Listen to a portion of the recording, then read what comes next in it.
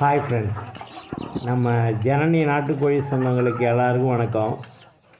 இப்போது நம்ம நாட்டுக்கோழி இனத்தில் அடை கிடக்கு இல்லைங்களா?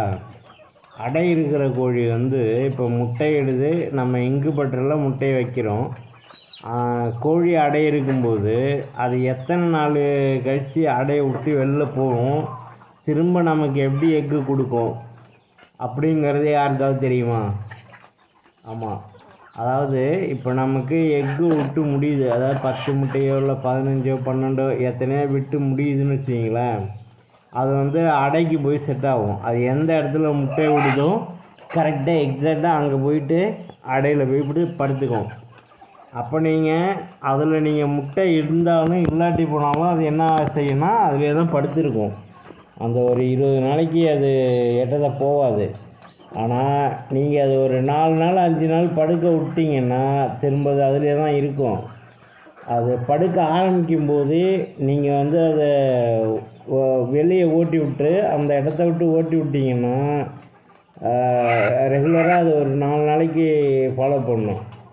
ஆமாம், அதை நீங்கள் ஓட்டி விட்டிங்கன்னு வச்சிங்க, அது அந்த இடத்துக்கு போகாது. திரும்ப அது இயல்பாக மேய ஆரம்பிக்கும், அப்புறம் சேவை கூட சேர ஆரம்பிக்கும், அப்புறம் ரீஆக்டிவேட் ஆகிக்கும். ஆமாம், ஒரு சில பேர் சொல்கிறாங்க அது உடனே அதுமாரி போச்சுனாக்கா எக்கோடைய சைஸு கம்மியாயிடும், எக்கு கம்மியான அளவு ப்ரொடக்ஷன் ஆகும் அப்படிங்கிற மாரி சொல்கிறாங்க. அதெல்லாம் கிடையாது. கண்டிப்பாக எக்கு சைஸு அதே தான் இருக்கும், எக்கு குவாலிட்டியும் அப்படி தான் இருக்கும்.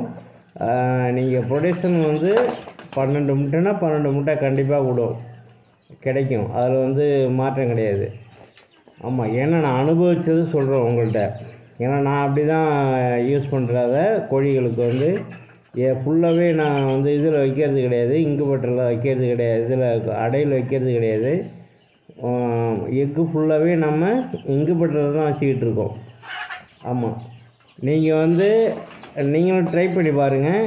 ஆனால் இன்குபேட்டரில் வைக்கிறவங்களுக்கு மட்டும்தான் இந்த வீடியோ. ஏன்னா அந்த அடையில் வைக்கிறவங்களுக்கு அது அஃபிஷியல், அது 18 நாள் 21 நாள் அடையில் இருக்கும். திரும்ப குஞ்சு அந்த ஒரு 40 டேஸ் வரையும் மேய விடும். Okay bye, thank you.